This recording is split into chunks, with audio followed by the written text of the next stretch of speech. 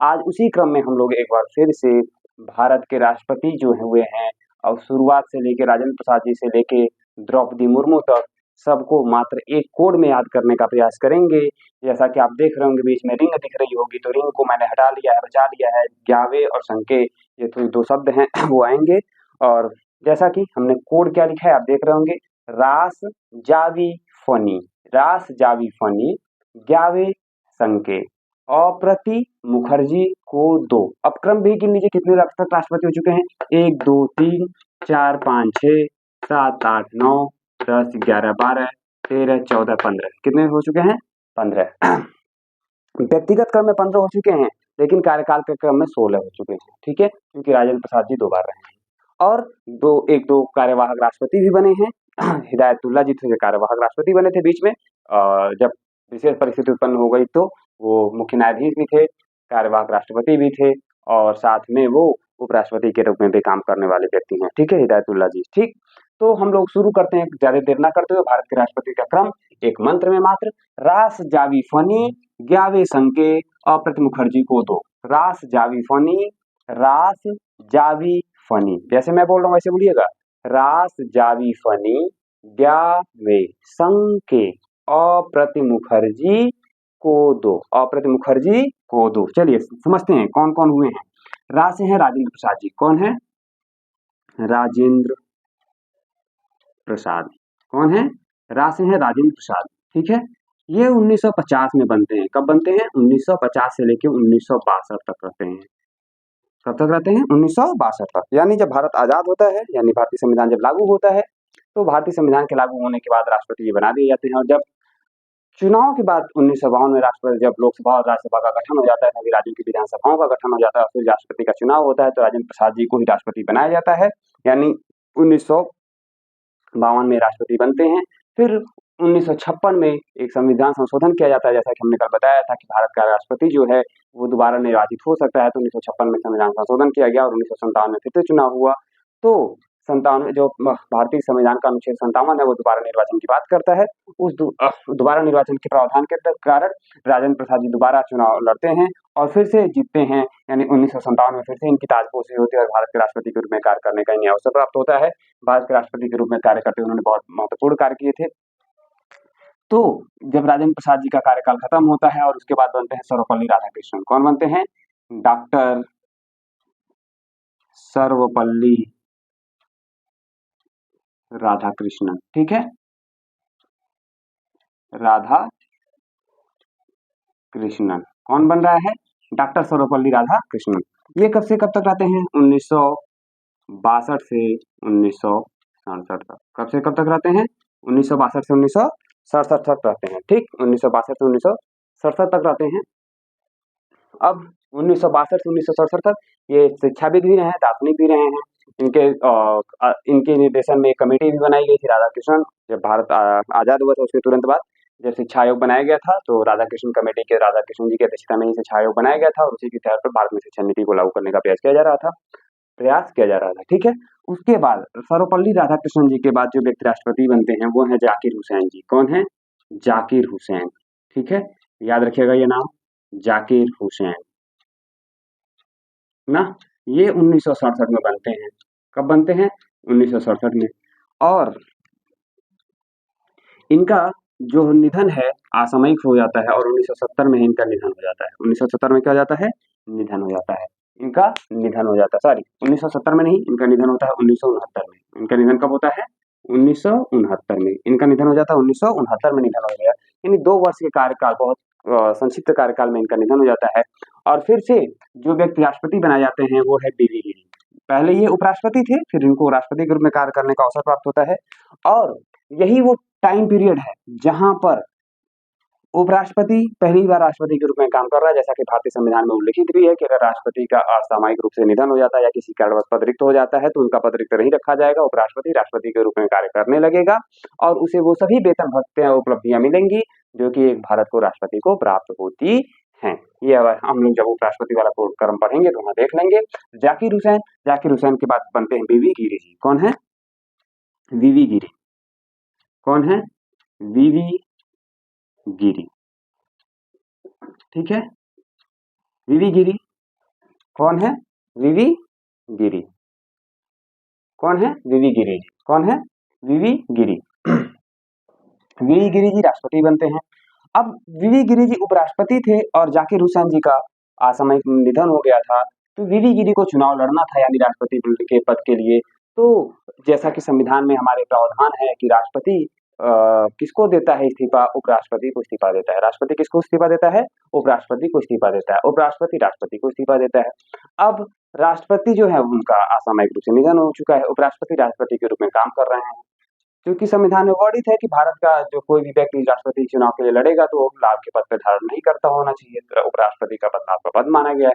तो अब क्या किया जाए? उपराष्ट्रपति रहते हुए तो वीवी गिरी जी ने अपना इस्तीफा रखा, उपराष्ट्रपति की कुर्सी से आके लिखा और राष्ट्रपति की कुर्सी पे जाके खुद एक्सपेक्ट करते हैं, यानी कुर्सी पे रख के चले जाते हैं। और उस समय जस्टिस हिदायतुल्लाह, कौन थे? जस्टिस हिदायतुल्लाह, सुप्रीम कोर्ट के चीफ जस्टिस थे जस्टिस हिदायतुल्लाह, एम हिदायतुल्लाह, ठीक है, हिदायतुल्लाह। नाम में थोड़ा सा इधर उधर होगा तो थोड़ा आप लोग देख लीजिएगा। बस जस्टिस एम हिदायतुल्लाह जी हैं और इन्हें कार्यवाहक राष्ट्रपति के रूप में काम करने का अवसर प्राप्त होता है कुछ दिनों के लिए, यानी 2 महीने के लिए, जब तक चुनाव चल रहा होता है। वीवी गिरी जी चुने जाते हैं। वीवी गिरी 1969 से लेके 1974 तक रहते हैं। कब से कब तक? 1969 से लेके 1974 तक, ठीक है। 1969 से लेके 1974 तक रहते हैं वीवी गिरी जी। और इस दौरान आपको पता ही है कि भारत में विभिन्न जो परिस्थितियां हैं वो उत्पन्न हो चुकी थी, विभिन्न परिस्थितियां उत्पन्न हो चुकी हैं। वीवी गिरी जी के टाइम पीरियड में वीवी गिरी की जो का समय था वो राजनीतिक रूप से भारत के जो समय था उस समय बहुत ही अशांति का रूप चल रहा था। आप जानते ही 1975 में फिर आंतरिक अशांति के आधार पर 1971 में पाकिस्तान के साथ युद्ध होता है, 62 में युद्ध होता है, 71 में युद्ध हो रहा है, ठीक है। बांग्लादेश का गठन किया गया था उसी समय 25 मार्च 1971 को बांग्लादेश का गठन होता है। तो राजनीतिक रूप से अपने पड़ोस में भी अस्थिरता चल रही थी, देश में भी अस्थिरता थी। उस बीच में वीवी गिरी जी और इंदिरा गांधी जी उस समय प्रधानमंत्री थी, उनके बीच में थोड़े विभेद भी थे। बाद में इनको पुनर्निर्वाचन के लिए नहीं रखा जाता, पुनर्निर्वाचित नहीं होते हैं, यानी राजेंद्र प्रसाद के बाद कोई भी राष्ट्रपति पुनर्निर्वाचित नहीं हो रहा है, आप ध्यान दीजिएगा। फिर बनते फखरुद्दीन अली अहमद, फखरुद्दीन अली अहमद, ठीक है। ये बनते हैं 1974 में और रहते हैं 1977 तक। कब तक रहते हैं? 1977 तक। इनका भी असामयिक रूप से निधन हो जाता है, असामयिक यानी सीट फिर से एक बार रिक्त हो गई। जैसा कि हमने कल बताया था कि अगर राष्ट्रपति का पद रिक्त होता है और चुनाव होता है, पुनर्निर्वाचन होता है, तो जो व्यक्ति राष्ट्रपति चुना जाएगा वो अगले 5 वर्ष तक के लिए काम करेगा। जैसा कि आप देख रहे हैं वीवी गिरी जी 5 वर्ष तक काम कर रहे हैं, ठीक। जबकि लोकसभा या फिर किसी भी अन्य चुनाव में अगर किसी प्रकार से रिक्त होती है सीट, तो जो अब चुनाव होता है वो शेष अवधि के लिए होता है, यानी जो उस विधानसभा का या जो उस लोकसभा का कार्यकाल है, जो सत्र है, जो जब तक जो 5 वर्ष के लिए चुनाव हुआ है, उस 5 वर्ष में जो शेष अवधि बचा रहेगा उसी के लिए चुना जाएगा अगला व्यक्ति। लेकिन राष्ट्रपति के रूप में काम करने के लिए ऐसा नहीं है, ये एक नवीन प्रावधान है, अलग प्रावधान है। फखरुद्दीन अली अहमद जी का 1974 में जब राष्ट्रपति के रूप में चयन होता है, राष्ट्रपति के रूप में नियुक्त किए जाते हैं। फिर 1977 में ये इनका निधन होता है। और फिर नीलम संजीव रेड्डी जी, कौन? नीलम संजीव रेड्डी, याद रखिएगा।